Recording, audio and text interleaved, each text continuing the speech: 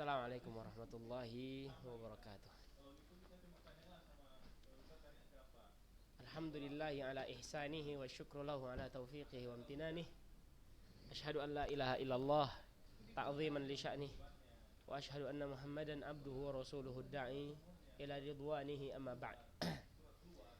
Hayyakumullah wa hayyakunallah ayyuhat tullab wat talibat. Alhamdulillah, segala puji dan syukur kita berikan hanya untuk Allah Subhanahu wa taala atas segala berbagai anugerah, nikmat serta rahmat yang kita rasakan tak henti-hentinya hingga detik ini, hingga saat ini. Tayyib, untuk itu hendaklah kita senantiasa mempergunakan dengan sebaik-baiknya nikmat-nikmat tersebut. Di antaranya dengan mempelajari ilmu agama itu sendiri. Di antaranya ilmu fikih yang ada di hadapan kita sekarang ini. Tayyib, kita masih di pembahasan tentang thaharah, yang mana pembahasan tentang thaharah kita sudah selesaikan bab pertamanya, yaitu bab yang berkenaan dengan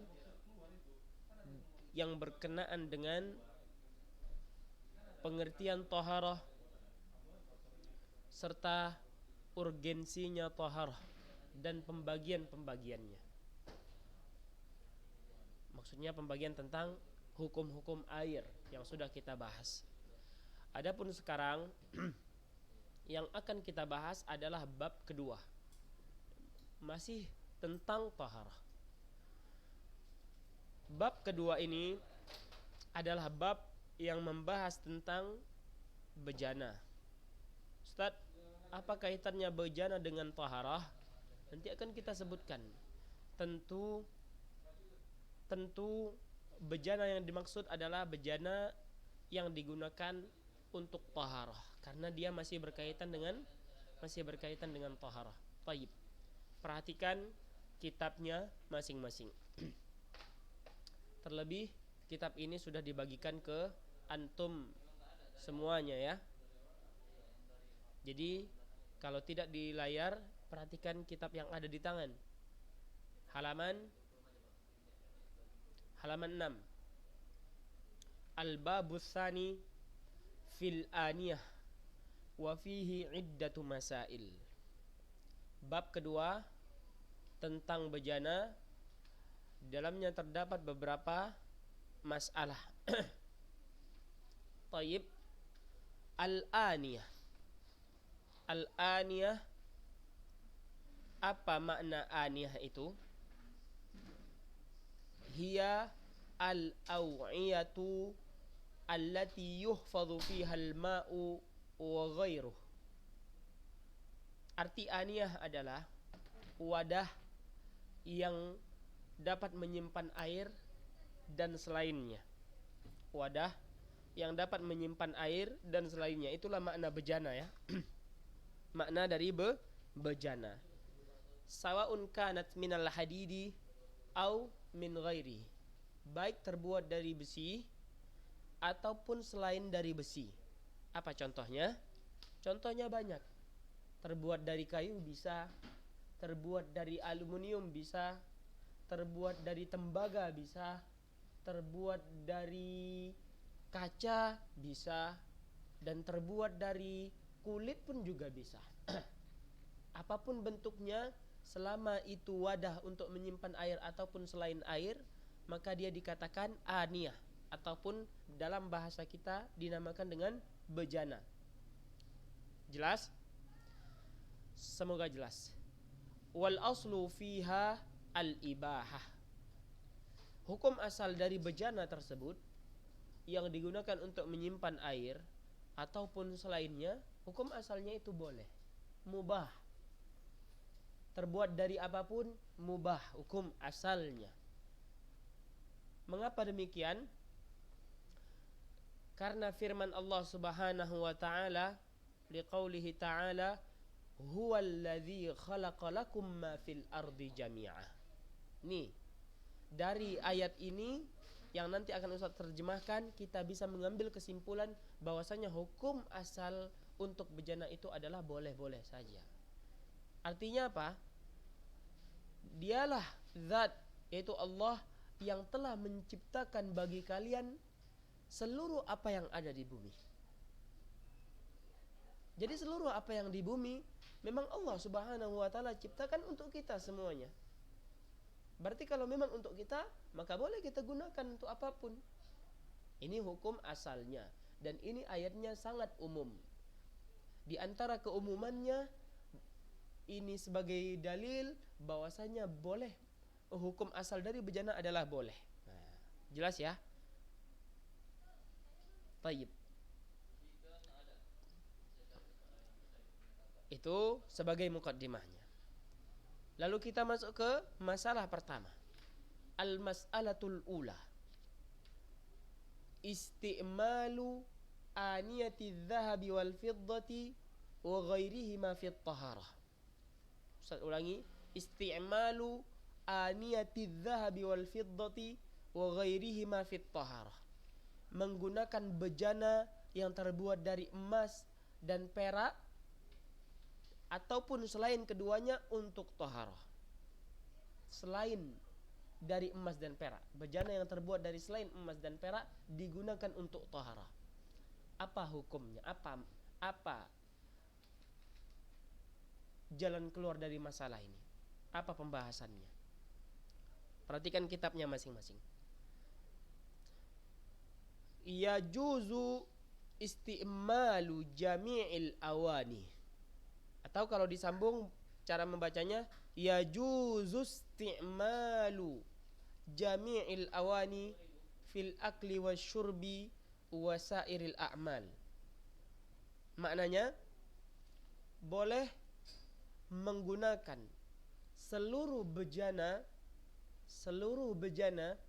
baik terbuat dari apapun, entah itu emas, perak atau selainnya, fil akli wasyurbi, baik untuk makan ataupun minum atau kegunaan-kegunaan lainnya. Seluruh kegunaan boleh. Idza kanat tahiratan mubah, selama dia suci dan diperbolehkan.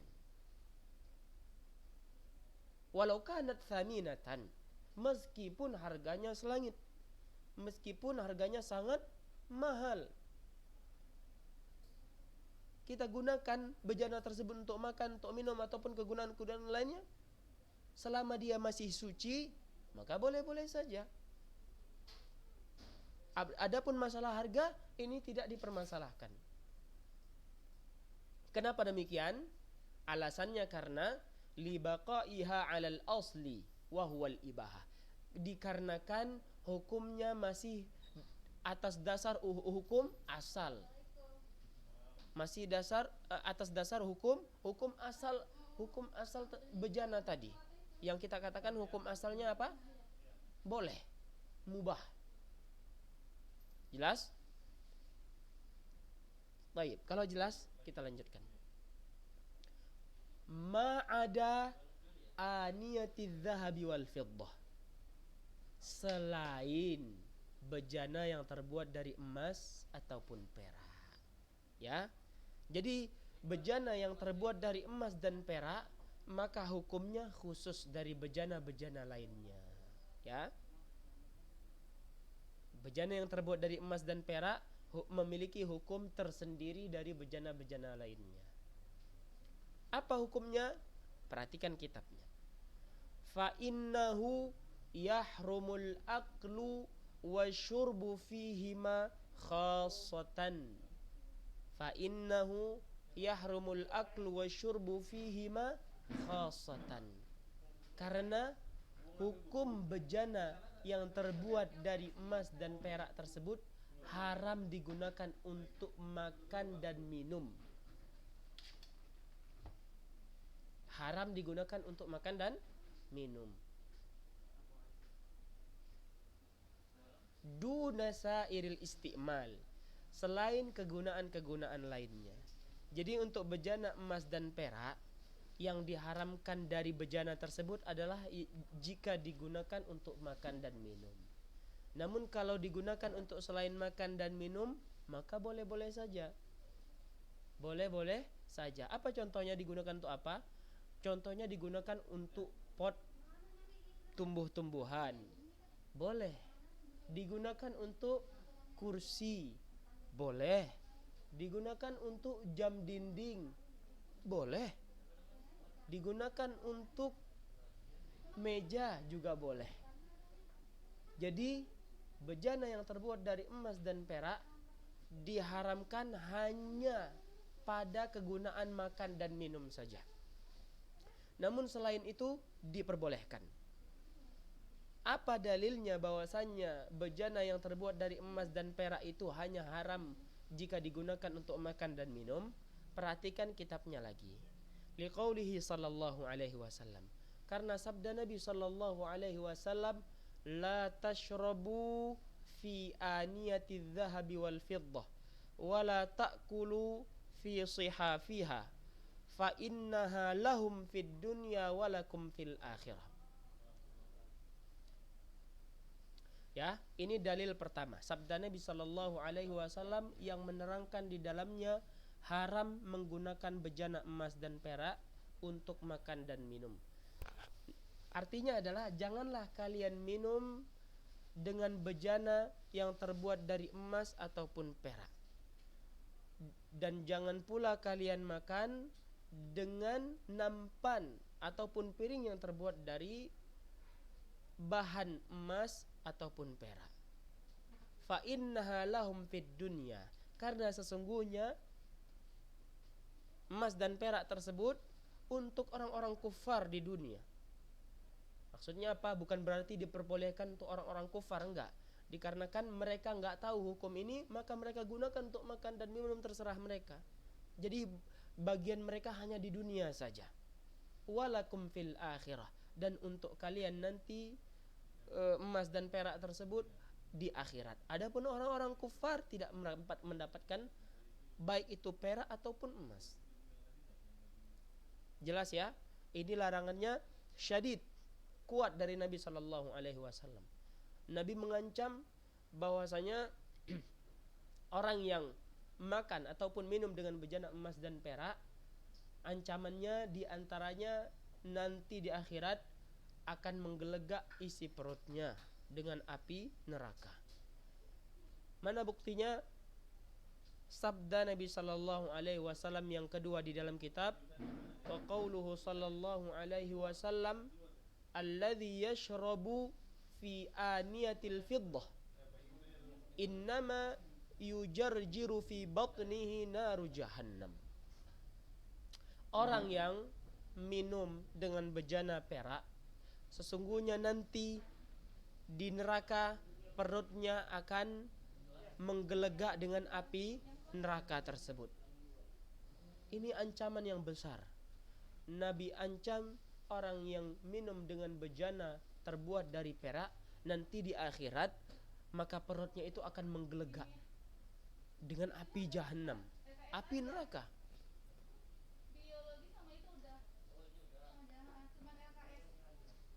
Fahadha nassun ala tahrimil akli wasyurbi duna sairil isti'mal. Maka hadis yang sudah kita bacakan, nas yang sudah kita bacakan, ini menunjukkan tentang haramnya makan dan minum dari bejana tersebut, bukan kegunaan lainnya. Jadi yang diharamkan hanya makan dan minum, sebatas jika digunakan untuk makan dan minum. Fadalla ala jawazi isti'maliha fit taharah. Maka jika yang diharamkan hanya digunakan untuk makan dan minum, berarti jika digunakan untuk selainnya maka itu diperbolehkan. Kalau diperbolehkan, maka diperbolehkan pula menggunakan bejana emas dan perak untuk bersuci. Maksud untuk bersuci apa, Ustaz? misalnya diisi air ke dalam bejana tersebut digunakan untuk berwudu, atau diisi ke dalam bejana tersebut air digunakan untuk mandi, maka ini boleh, tidak termasuk dalam larangan yang disebutkan oleh Nabi Shallallahu Alaihi Wasallam. Jelas ya, sampai poin ini semoga jelas. Kalau Ustadz ringkas, pertama, hukum asal bejana tersebut baik terbuat dari apapun, digunakan untuk apapun, maka itu boleh-boleh saja. Lalu adapun bejana yang terbuat dari emas dan perak, hukumnya sama-sama boleh jika digunakan untuk selain makan dan minum. Adapun digunakan untuk makan dan minum, maka hukumnya haram. Berarti poin yang berikutnya juga, seluruh bejana terbuat dari apapun, semahal apapun, maka boleh digunakan untuk apa saja. Di antaranya boleh digunakan untuk taharah. Ya, itu jelas poin-poinnya. Adapun berikutnya, wan nahyu amun yatanawalul ina al khalis. Adapun larangan tentang bejana emas dan perak yang digunakan untuk makan dan minum, ini larangannya umum. Umum bagaimana? Umum yang berkaitan tentang komponen bejana tersebut. Bagaimana itu Ustaz? Baik dia terbuat dari komponen yang murni dari emas ataupun perak, benar-benar bejana tersebut dari emas dan perak, atau al-mumawwahu bidzahabi wal fiddah, atau hanya dilapisi saja, dilapisi atau dicat dengan emas ataupun perak, atau alladzi fihi syai'un minadz-dzahabi wal fiddah, atau di antara komponen dari bejana tersebut terbuat dari emas dan perak, maka seluruhnya itu masuk ke dalam larangan menggunakan bejana emas dan perak untuk makan dan minum. Ustaz, bagaimana kalau sedikit digunakan untuk bejana, misalnya untuk hiasan bejana Ustaz, terbuat dari emas dan perak, maka ini masuk ke dalam larangannya. Masuk ke dalam larangan. Apalagi yang benar-benar terbuat dari emas dan perak bejananya. Tentu lebih dilarang. Jelas? Semoga jelas ya. Kalau kurang jelas, silakan tanya langsung ke Ustaz.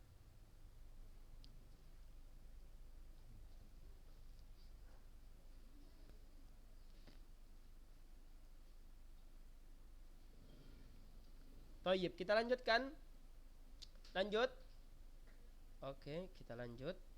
Al-mas'alatu tsaniyah. Masalah kedua. Masalah kedua. Kalau masalah pertama ini sudah selesai tentang kegunaan bejana emas dan perak untuk taharah. Apa hukumnya tadi? Hukumnya boleh tentunya. Yang dilarang dari bejana emas dan perak untuk apa? Untuk makan dan minum. Taib, ahsantum wa ahsantunna. Al-mas'alatu tsaniyah, masalah yang kedua, hukmu isti'malil ina'il mudabbabi bidzahabi wal fiddah. Hukum menggunakan bejana yang ditempel dengan bahan yang terbuat dari emas ataupun perak. Ditempel, dia bejana tersebut rusak, lalu ditempel ataupun diperbaiki dengan emas dan perak. Apa hukumnya? Perhatikan kitabnya lagi. In kanatid dhabbatu minadz-dzahab. Jadi pembahasannya hanya sekitar tempelannya itu dengan bahan emas ataupun dengan bahan perak. Dua masalah ini aja. Tempelan bejananya. Bukan buat bejana baru ya. Ini bejana yang lama yang tidak terbuat dari emas dan perak, rusak. Lalu diperbaiki dengan tempelan dari emas ataupun perak. Jadi pembahasannya hanya tempelan dari emas ataupun tempelannya dari perak.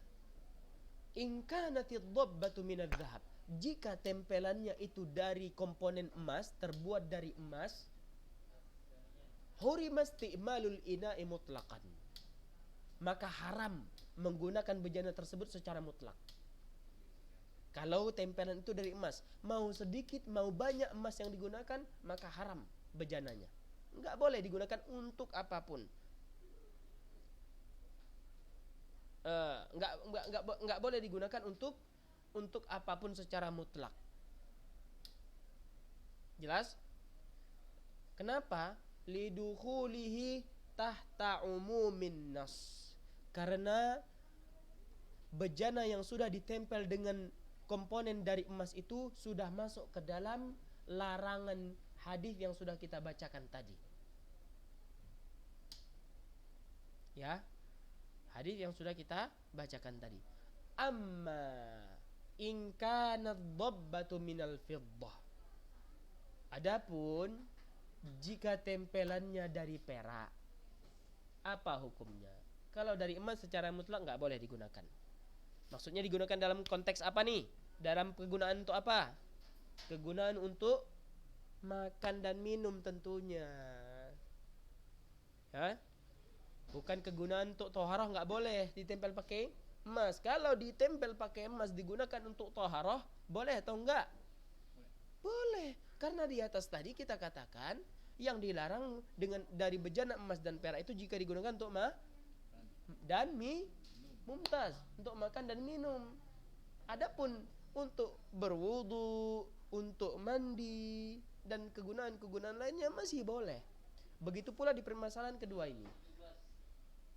Ya, jika tempelannya dari emas dan perak secara mutlak nggak boleh digunakan untuk makan dan minum. Amma in kanat dhabbah minal fiddah. Adapun jika tempelannya itu dari perak, wahya yasirah, dan tempelannya itu sedikit tentu tidak sampai setengah dari bejana, nggak sampai, kurang dari itu, kalau bisa 10% saja atau 15%. Mungkin kalau 15% masih dikatakan sedikit. Wahya yasirah, dan tempelannya itu sedikit saja, fa innahu yajuzu isti'malul ina, maka boleh menggunakan bejananya untuk makan ataupun minum. Kenapa boleh? Karena li hadithi Anas radhiyallahu anhu qal, karena hadis yang dibawakan oleh sahabat yang mulia Anas bin Malik, beliau berkata, inkasara qadahu Rasulillah sallallahu alaihi wasallam fattakhadha makana syi'bi silsilatan min fiddah. Suatu ketika gelas Nabi sallallahu alaihi wasallam itu pecah atau retak lah bahasa kita. Maka Rasulullah sallallahu alaihi wasallam menempel lubang yang retak tersebut dengan seperti kawat yang terbuat dari perak.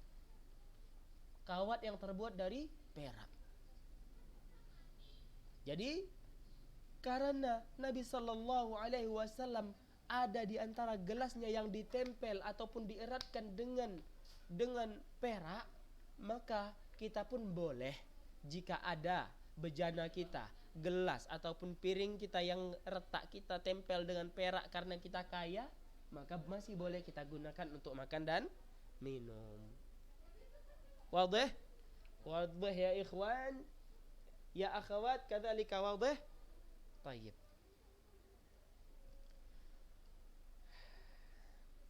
Sudah 2 masalah kita selesaikan. Sampai sini ada yang mau bertanya? Saya rasa jelas ya. Kita tidak perlu banyak-banyak bahas pelajarannya. Didengarkan saja video ini. Alhamdulillah sekali. Tayyib. Berikutnya kita akan ulang sedikit bahwasanya pertemuan kita ini sudah membahas 2 masalah. Masalah yang pertama itu menggunakan bejana yang terbuat dari emas dan perak. Apa hukumnya? menggunakan emas yang terbuat dari bejana dan perak, apa hukumnya jika digunakan untuk taharah? Kita sudah katakan bahwa hukumnya jelas, kalau untuk taharah masih dibolehkan. Adapun untuk makan dan minum, ini saja yang dilarang oleh Rasulullah sallallahu alaihi wasallam.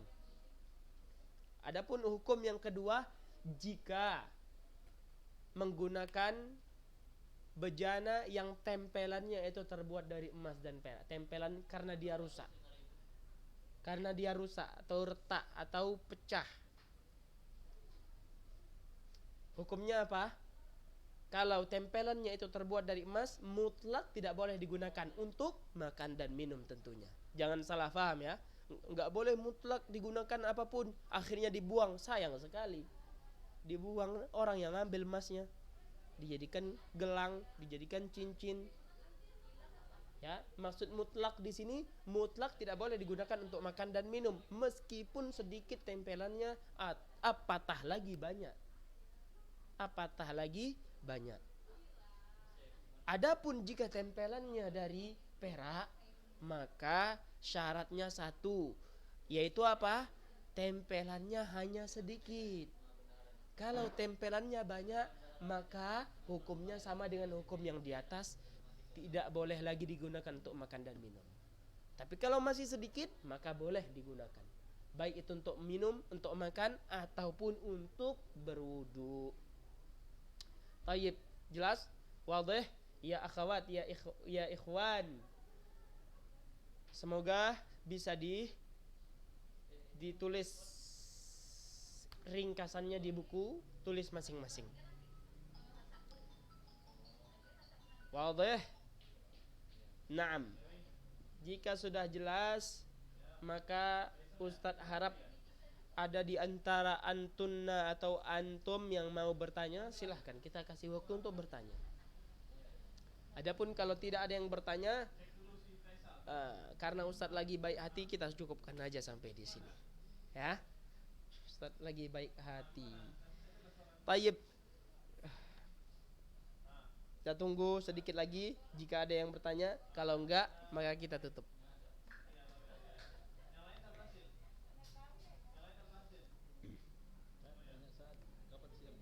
Tayyib, kita tutup pelajaran kita dengan doa terlebih dahulu. Nas'alullah ta'ala an yarzuqana ilman nafi'an wa rizqan tayyiban wa amalan mutaqabbala. Wa na'udzu billahi min ilmin la yanfa' wa min qalbin la yakhsha' wa min nafsin la tashba' wa min da'watin la yustajabu laha. Kita tutup dengan doa kafaratul majlis. Subhanakallahumma wa bihamdika asyhadu an la ilaha illa anta astaghfiruka wa atubu ilaik. Assalamualaikum warahmatullahi wabarakatuh.